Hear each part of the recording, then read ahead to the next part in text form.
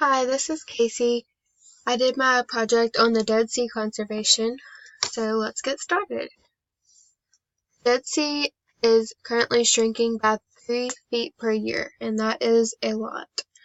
It has an extremely high salt content, so it's very prone to drying out, and on top of that, it's also overexploited for the natural resources that it provides. If it's not replenished, it will continue to dry out until there's just none left. And it's actually expected to completely dry up by 2050 at its current rate. So in an attempt to save the Dead Sea, I would like to produce a resource-saving plan that would include a research facility, fighting for new laws against mining, and halting all harmful extractions by producing a replica of the properties found in the Dead Sea. The Dead Sea is the lowest elevation on land. It has 33.7% salinity, which is 8.6 times saltier than most oceans. As you can see over here, the Atlantic Ocean is below 5% salt in the water, and the Dead Sea is up here around 33%. It's also landlocked between Jordan and Israel, so there's no outlet for the water. It only has water coming in from the Jordan River. And surprisingly, the Dead Sea is a non-renewable resource, so once it's all gone, we can't get it back. And it has less than 50 millimeters of rainfall per year. Biotic values. So there's no life that can live actually in the Dead Sea besides bacteria. There is a low species diversity in the Dead Sea, but there's a high diversity around it. So the Arabian babbler is an example, and it's pictured right here, as you can see. A very important fact about the Dead Sea is that there is a new species of bacteria that was found, and it would be the only bacteria that can survive flushes of fresh and salt water. Most bacteria can't do that, and this is a breakthrough for the research of bacteria. The abiotic values. There is an extensive list of abiotic values of the Dead Sea. Let's start with the minerals. There are 21 minerals found in the Dead Sea, and 12 aren't found in any other sea, ocean, or body of water. It has high temperatures year-round, a lot of sunlight, and the UVA and UVB rays are filtered out because of the thick ozone layer, which is something you don't find anywhere else. It has a huge source of potash, asphalt, and balsam, which is an incense. It also has a lot of medical benefits. There's low pollen, low allergens, reduced solar radiation, and high atmospheric pressure. There's also a very strong spiritual importance of the Dead Sea, and it's important to 3 major religions: Islam, Judaism, and Christianity. It has a high economic value. The minerals are high in demand, and they're exported very abundantly. The tourism is another benefit of the Dead Sea. You can go to the sea and actually sit down and float in the water, and this brings in tons of visitors. Habitat destruction is the first cause of the loss of water in the Dead Sea. Because the main tributary is the Jordan River, it's almost exclusively the Jordan River. So when the countries surrounding the Dead Sea cut off the supply of the Jordan River in the 1950s, there was no inlet for the water. So that alone caused a reduced water level. The water has no way to leave because it is landlocked, and the only way the water leaves is by evaporation, so there's almost no outlet. And invasive species. There are actually no invasive species, and that is because there is no life living in the Dead Sea, so we don't have fishermen, we don't have boats coming in and out, we don't have, other animals and species that come into the water, which is a good thing. Pollution. The 50% of agricultural runoff from local areas are dumped into the sea. That's areas like Islam, Jerusalem.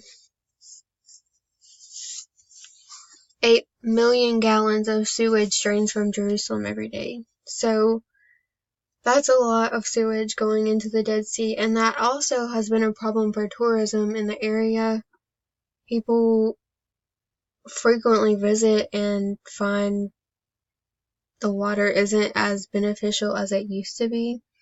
But there are still frequent visitors, and they leave trash and waste just like any other beach area.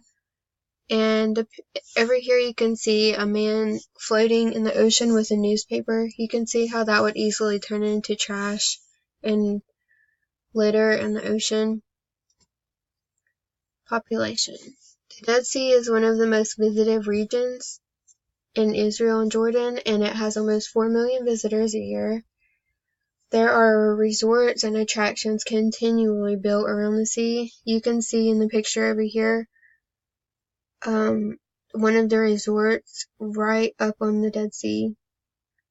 And the populations around the Dead Sea they actually have very poor water sources, so they're continuously looking for water, and as previously stated, they had to cut off the supply to the Dead Sea in order for to have drinking water and sewage and all of that.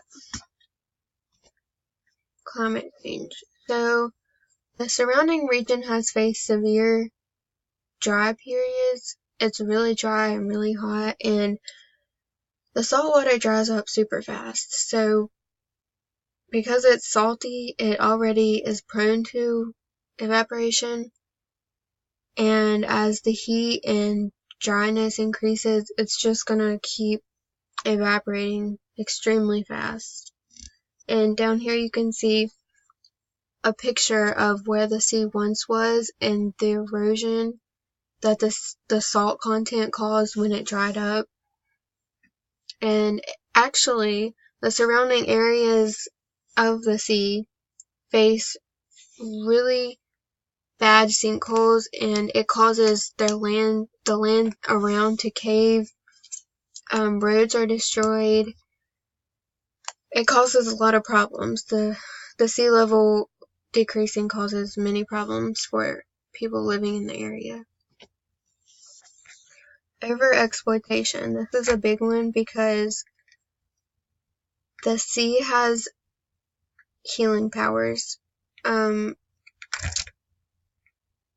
The minerals found in the Dead Sea are so abundant and so rare that people actually visit to bathe in the mud and the water, and you can see in this picture people actually cover their entire bodies with mud from the sea. The sea has a multi-million-dollar beauty product industry, and it's currently being extracted at a devastating rate to the sea. And the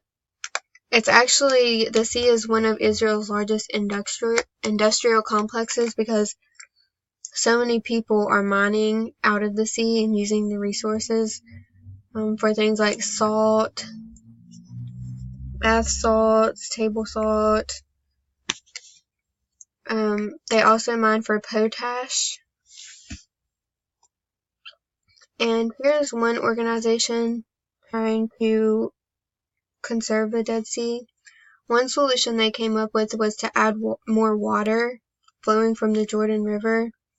And another one is to reduce use of mineral industries. Concerns are integration could be harmful with uneven mineral levels, and that's because they already cut off the source of water, and to put it back wouldn't be the same, and it wouldn't be as natural. And another concern is the mineral companies are privately owned, so they're not going to be happy when they have to stop mining from the sea. Areva Institute. So they have done research for the ecological impact of merging the sea with other water. For example, the Red Sea and the Jordan River. And they've developed hazard maps for the sinkholes in the area to kind of help the local people. And they work in rural communities to help improve water infrastructure. Government. So the government has harvested rainwater through tanks to help give fresh water to the people of the communities. They try to help improve the irrigation system and plant plants that don't require a lot of water. So rice is very water consuming, so they try to plant like fruits and vegetables that don't require a lot of water. And they try to just cut water usage.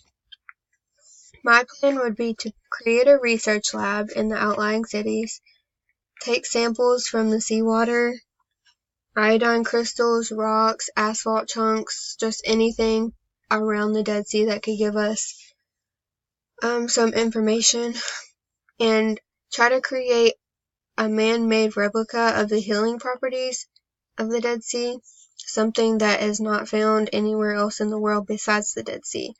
If we can find a way to produce those properties and sell them to the companies, we could take our product to the government for demonstration. We could rally to outlaw extractions from the Dead Sea, except for research purposes, preservation, and conservation. And then we would go and advocate to the mineral miners and the beauty companies and anyone that is using the resources, and try to sell our product at a price that would benefit them as well. So a cheaper resource that they could use with the same positive selling effect that could help consumers as well. And we would use the money made for continued research and conservation. To measure our success, we would stop all harmful mining and extraction from the Dead Sea, and we would check to make sure that the sea level is lower per year. So if it was lower and we stopped all harmful mining, we would be successful. We could study how much water is being lost per year currently versus how much water is lost after our plan is carried out. And it would be safe to assume that if we can prevent at least half a foot per year or more of water loss, we'll be successful. And we can use sonic depth finders to project ocean levels, to measure ocean levels and at the start and finish of the project. And the depth finder measures the time it takes for a sound wave to bounce back and reach the surface. Thank you guys for taking your time to watch and listen. And here is my credit.